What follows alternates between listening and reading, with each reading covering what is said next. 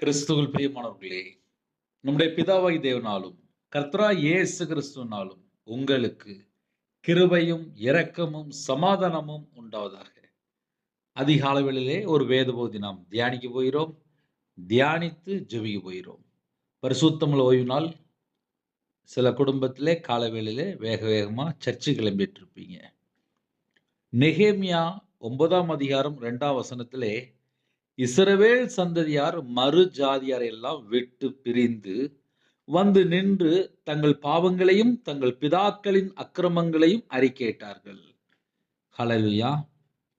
ஞாயிற்றுக்கிழமை யாரெல்லாம் சர்ச்சுக்கு போறீங்களோ, இன்னைக்குள்ள வேத பகுதி என்ன அப்படின்னா, இஸ்ரவேல் சந்ததியார் மறு ஜாதியாரை எல்லாம் விட்டு பிரிந்து.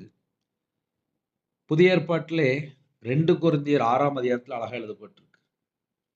நிறைய குடும்பத்திலே என்ன மிஸ்டேக் நடக்கு, எதனால நம்முடைய வாழ்க்கையிலே பல பிரச்சனை வருது அப்படின்னு சொல்லி பார்க்கும்போது, அந்நிய நுகத்திலே அவ்விசுவாசிகளுடன் பிணைக்கப்படாதிருப்பீர்களாக. 2 கொரிந்தியர் 6ஆம் அதிகாரம் 14 முதல் 18 ஆகிய வசனங்கள். 2 கொரிந்தியர் 6ஆம் அதிகாரம் 14 முதல் 18 ஆகிய வசனங்கள்.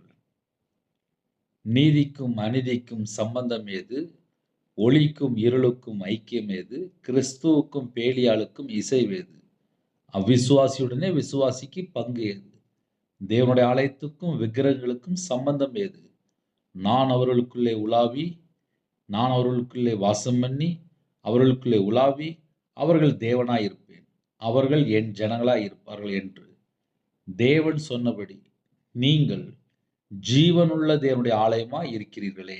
ஆனபடியால் நீங்கள் அவர்கள் நடுவிலிருந்து புறப்பட்டு பிரிந்து போய் அசுத்தமானதை தொடாதிருங்கள் என்று கர்த்தர் சொல்கிறார். அப்பொழுது நான் உங்களை ஏற்றுக்கொண்டு உங்களுக்கு பிதாவாய் இருப்பேன். நீங்கள் எனக்கு குமாரரும் குமாரத்திகளுமாய் இருப்பீர்கள் என்று சர்வ வல்லமுள்ள கர்த்தர் சொல்கிறார். ஹalleluya. நீங்கள் அவர்கள் நடுவிலிருந்து புறப்பட்டு பிரிந்து போய், யாரை விட்டு பிரிந்து போகணும் அப்படின்னு சொல்லி புதிய ஏற்பாட்டில் அழகா ரெக்கார்ட் இருக்கு. அந்நிய நுகம். அதுல முதல் பாயிண்ட் யார் அப்படின்னா, நீதிக்கும் அநீதிக்கும் சம்பந்தம் ஏது? ஒரு கேள்வி. நம்ம பரிசுத்தமுள்ள தேவனை ஆராதிக்க போகிறோம். அதிகாலையில் யாரெல்லாம் ஆலயத்துக்கு புறப்பட்டு போறோமோ, நம்ம என்ன யோசித்து பார்க்கணும் அப்படின்னா, நம்ம பழகுற சில குடும்பங்கள், கூட இருக்கிற ஃப்ரெண்டுகள் அநியாயமான காரியத்தில் ஈடுபடுறாங்களா? அதை செக் பண்ணி பார்க்கலாம். நம்ம ஜீவனுள்ள தேவனை ஆராதிக்க போகிறோம். நானே உலகத்துக்கு ஒளி என்றார். ஒளிக்கும் இருளுக்கும் ஐக்கியம் ஏது? இருளான ஜனங்களோடு ஐக்கியத்தோடு இருக்கும்போது அவனோட வாழ்க்கை வெளிச்சமா இருக்காது. ஞாயிற்றுக்கிழமை காலையில் யாரெல்லாம் சர்ச்சைக்கு புறப்படுறீங்களோ, நம்ம என்ன யோசித்து பார்க்கணும் அப்படின்னா, நம்ம கூட இருக்கிற நபர் ஆவிக்குரிய பிள்ளைகளா, வெளிச்சத்தின் பிள்ளைகளா, ரட்சிக்கப்பட்ட பிள்ளைகளான்னு சொல்லி யோசித்து பார்க்கணும். ஒளிக்கும் இருளுக்கும் ஐக்கியம் ஏது? கிறிஸ்துவுக்கும் பேலியாளுக்கும் இசைவேது? நமக்கு பங்கு எங்க இருக்கு? கிறிஸ்துவுக்குள்ள இருக்கு. ஆனால் கிறிஸ்துவை அறியாத பேலியாள், பேலியாளோடு ஒரு மனுஷன் பழகும்போது அவனோட வாழ்க்கையிலே பலவிதமான பிரச்சனைகளை போய் சிக்கிக் கொள்வாங்க. அவ்விசுவாசியுடனே விசுவாசிக்கு பங்கு எது? ஒரு மனுஷன் இயேசு கிறிஸ்துவை சொந்த இரட்சகரா ஏற்றுக்கொண்டதுக்கு அப்புறம் நீதிமான், பரிசுத்தவான். விசுவாசத்தினால நீதிமான் என்று எழுதப்பட்டிருக்கு. விசுவாசிக்கு நித்திய ஜீவன் பங்கு. ஆவிக்குரிய 9 கனியில ஒரு கனி விசுவாசம். 9 வரங்களில் ஒரு வரம் விசுவாசம்.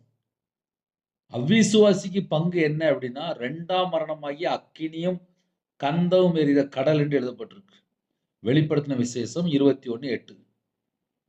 அவ்விசுவாசியுடனே விசுவாசிக்கு பங்கு ஏது? நம்ம பரிசுத்தமுள்ள ஓய்வு நாளிலே ஆலயத்துக்கு புறப்படும் போது நம்ம என்ன யோசித்து பார்க்கணும் அப்படின்னா, நம்ம பழகுற ஒரு குடும்பம் விசுவாசியா இருக்கிறாங்களா, அவ்விசுவாசியா இருக்கிறாங்களா? அவ்விசுவாசிக்கு நமக்கு சம்பந்தமே கிடையாது. அவ்விசுவாசியுடனே விசுவாசிக்கு பங்கு ஏது அப்படின்னு கேட்கிறார். தேவனுடைய ஆலயத்துக்கு புறப்பட்டு போகிறோம். விக்கிரகங்களுக்கும் சம்பந்தம் ஏது? நம்ம பழகுற ஒரு குடும்பம் ரட்சிக்கப்பட்ட குடும்பமா இருக்குமானால் ஆசீர்வாதம். இதெல்லாம் நம்ம யோசித்து பார்க்கணும். 17ஆம் வசனத்திலே, நீங்கள் அவர்கள் நடுவிலிருந்து புறப்பட்டு பிரிந்து போய் அசுத்தமானதை தொடாதிருங்கள். இது எல்லாமே அசுத்த லிஸ்டுக்குள்ள வருது.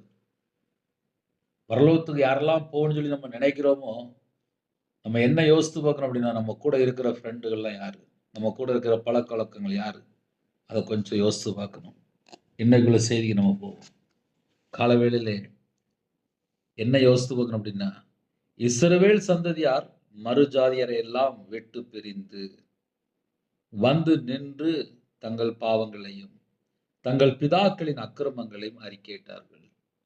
இப்ப நான் சொல்ல முடியும்பா, நான் சின்ன வயசுல கர்த்தரை விட்டு தள்ளி போயிட்டேன்.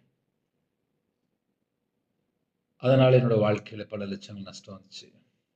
என்னைக்கு கையில பைபிள் எடுத்து வாசிக்க ஆரம்பிச்சனோ, அன்னைக்கு உணர்ந்து என்னோட சமூகத்துல போய் பாவ மன்னிப்பு அறிக்கை பண்ணேன். அதுக்கப்புறம் என்னோட வாழ்க்கையில சாபத்திலிருந்து நான் விடுதலையாக்கப்பட்டு மறுபடியும் கர்த்தர் என்னை அபிஷேகம் பண்ணி கிருபையினால் நிரப்பி, வரங்களினால் நிரப்பி, கனிகளினால் நிரப்பி கர்த்தர் ஆசீர்வதித்தார். இன்னைக்கு குடும்பமா சந்தோஷமா தேவனை ஆராதிக்க ஜீவன் தந்திருக்கிறார். பரிபூர்ணமான ஆசீர்வாதத்தை பெற்றுக்கொள்ளணும் அப்படின்னா, நம்முடைய பழக்க வழக்கங்கள் யாரோட இருக்கு? இஸ்ரவேல் சந்ததியார் மறுஜாதியாரை எல்லாம் விட்டு பிரிந்து விட்டுட்டு வெளியில வரணும். விட்டு பிரிந்து வந்து நின்று தங்கள் பாவங்களையும் தங்கள் பிதாக்களின் அக்கிரமங்களையும் அறிக்கையிட்டார்கள்.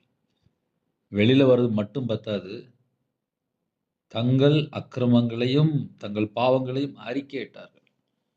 எங்கெல்லாம் கர்த்தரை விட்டு தள்ளி போய் என்னென்ன பாவம் இருக்கோ அது எல்லாவற்றையும் அறிக்கையிட்டார்கள். காலவேளை சர்ச்சைக்கு புறப்பட்டு போறீங்க, யாரெல்லாம் இணைந்திருக்கிறீங்களோ, நம்முடைய வாழ்க்கையில தேவையில்லாத காரியங்கள் ஏதாவது இருக்கும் என்றால் அதை கொஞ்சம் யோசித்து பார்ப்போம். என்னோட சமூகத்தில் போய் சொல்லுங்க. கர்த்தர் குடும்பத்தை ஆசீர்வதிப்பார். கண்களை மூடி நாம் இருக்கிற இடத்துல ஜெபிப்போம். கிருபை மகிமை அந்த பரிசுத்தமுள்ள நல்ல பிதாவே, நன்றியோடு துதிக்கிறோம்ப்பா. புதிய நாளுக்கான சில கிருபைக்காக 1000 மடங்கு நமக்கு நன்றி செலுத்திடுவோம்ப்பா.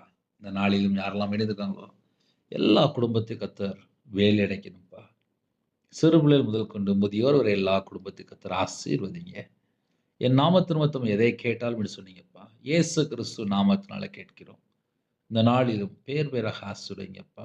ஆலயத்துக்கு புறப்படுறாங்க, குடும்பமாக ஆலயத்துக்குள்ள பிரவேசிக்கணும். யாரெல்லாம் இன்னும் ரட்சிக்கப்படாமல் இருக்காங்களோ அப்படிப்பட்ட குடும்பத்தை கர்த்தர் சந்திங்க.